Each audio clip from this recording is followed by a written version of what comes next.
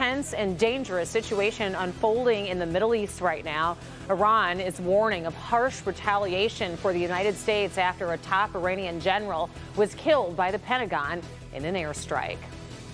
At the direction of President Trump, the United States killed a high-profile commander and a secretive Iranian force.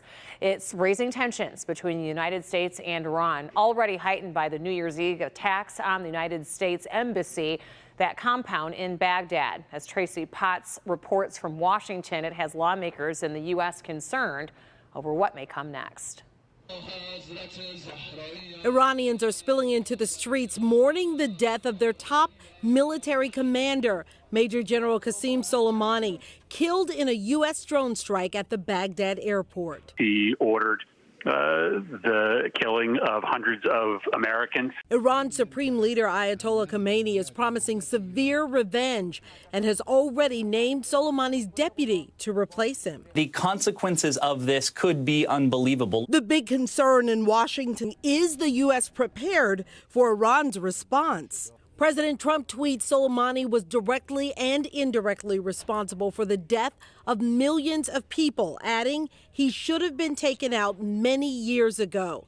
Republican Senator Lindsey Graham says he was briefed in advance. They're going to come after us with a vengeance if we do not reset the table pretty quickly.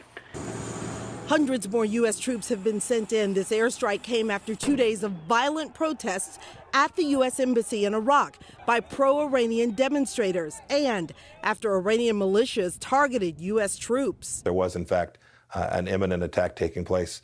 The American people should know that this was an intelligence-based assessment that drove this. Iraq's president tells NBC News the situation in Iraq is fragile, very precarious, and dangerous. He's urging calm. In a statement, House Speaker Nancy Pelosi says this airstrike risks provoking further dangerous escalation of violence and was done without consulting Congress.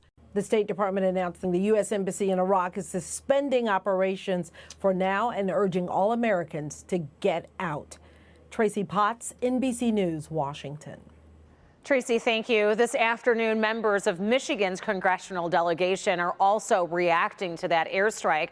In a statement, Democratic Congresswoman Debbie Dingell wrote, quote, Qasem Soleimani was an evil man responsible for the death of thousands of innocent people. However, I deeply fear the consequences of this action, which was made without consulting Congress, our allies, and partners in the region. And Republican Mike Rogers also speaking out. He writes Soleimani was responsible for the deaths of countless Americans in Iraq and for destabilizing the region. He was in Iraq planning to escalate attacks on the U.S. Embassy and elsewhere. He won't be missed. That said, Iran will respond, and managing escalation must now be the priority.